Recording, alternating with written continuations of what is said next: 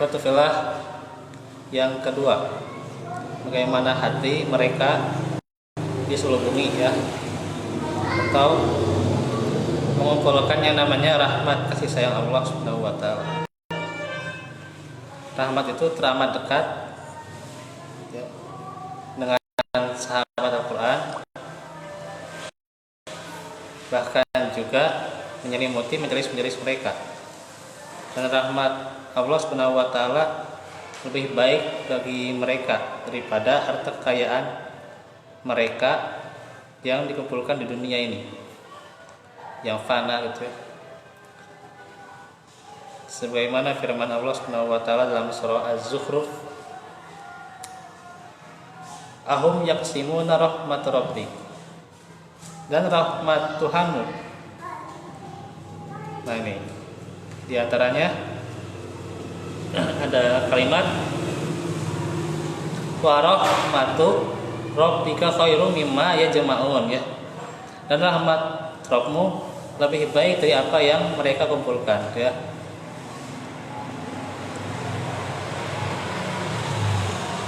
Oleh karenanya kita yakin bahwa apa yang dipetik oleh orang-orang yang berkumpul dalam sebuah majelis untuk membaca dan mempelajari Al-Quran berupa kebaikan yang besar, tidak bisa diukur dengan materi ya, atau harta kekayaan ya, yang dikumpulkan di dunia yang fana ini.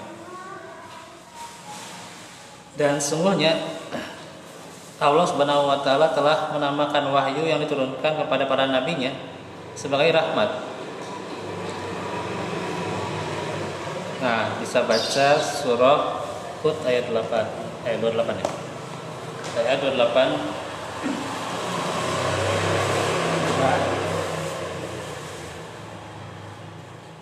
surah ke-11 ya.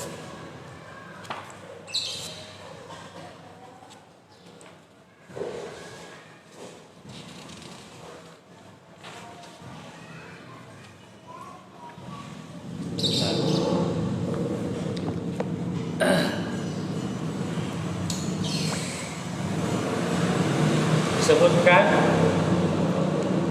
qala ya qaumi ara'aytum in kuntu ala bayyinatin min rabbi wa atani rahmah ya.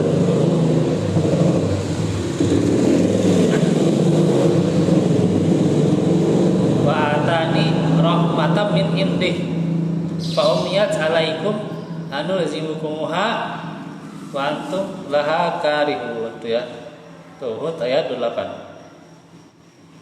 Dia Nuh berkata, wahai kaumku, apa pendapatmu jika aku mempunyai bukti yang nyata dari Tuhanku dan aku diberi rahmat tuh, rahmat. Wahyu itu dinamakan rahmat, ya. Disebut rahmat, ya. Rahmat dari sisinya. Sedangkan rahmat itu disamarkan bagimu, ya. Disamarkan karena apa? Dia tidak mau menerima wahyu, ya. Orang-orang yang membangkang, ya, di kalangan kaum Nabi Nuh ya. Apa kami akan memaksa kamu untuk menerimanya padahal kamu tidak menyukainya?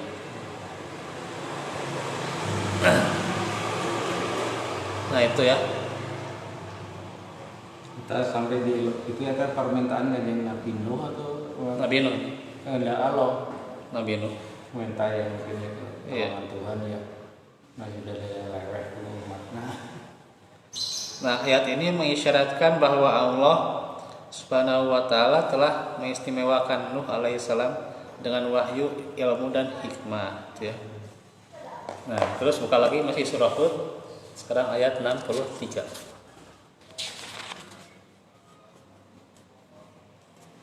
Nah, tentang Nabi Shalih alaihissalam ya. Qala ya qaumi ara'aytum in kuntu ala bayyinatin min rabbi. Sama ya, wa atani minhu rahmah tuh. Nah ini minhu rahmah. Famay yansuruni minallahi in asaitu fama tazidunani ghayra takhsir. Dia Shalih berkata, wahai kaumku, terangkanlah kepadaku jika aku mempunyai bukti yang nyata dari Tuhanku dan diberinya aku rahmat kenabian darinya. Maka siapa yang akan menolongku dari azab Allah jika aku mendurhakainya? Maka kamu hanya akan menambah kerugian kepadaku. Nah itu. Itu surah Hud ayat 63.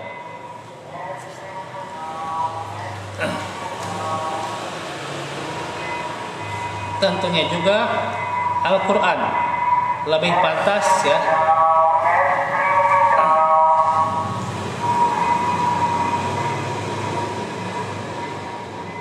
lebih bagus juga, lebih pantas, lebih baik ya ketika juga disebut rahmat ya dibandingkan kitab-kitab samawi lain ya. Allah Subhanahu wa taala berfirman kepada nabinya yang mulia Muhammad SAW, yaitu di surah An-Nahl ayat 89.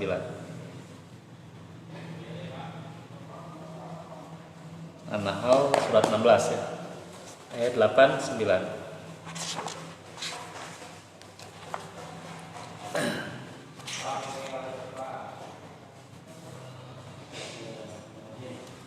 Wa yawma nab'atsu fi kulli ummatin shahidan 'alaihim min anfusihim wa ji'na bika shahidan 'ala haula'i wa nazzalna 'alaikal kitaba tibyanan likulli syai'in wa hudaw wa rahmah. Nah ini.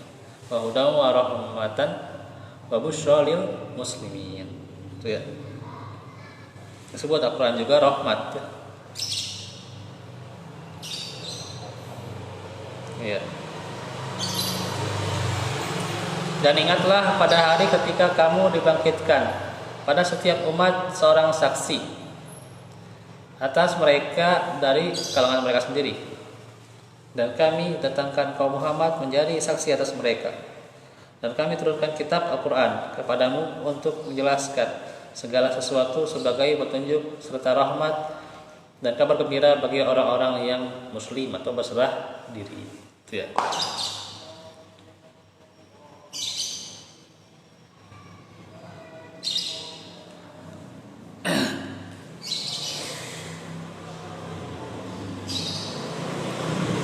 Nah, sedangkan rahmat Allah ya itu lebih luas dan meliputi segala sesuatu. Nah, Al-A'raf 156 ya. Al-A'raf surah 7. Surah 7 ayat 156.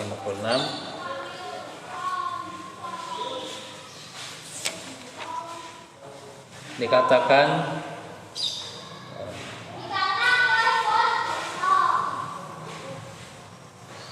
wa rahmati wasi'at kulla syai' ya fas'aktubuha lil ladina yattaquna wa yu'tuna zakata wal ladina hum bi ayatina yu'minun.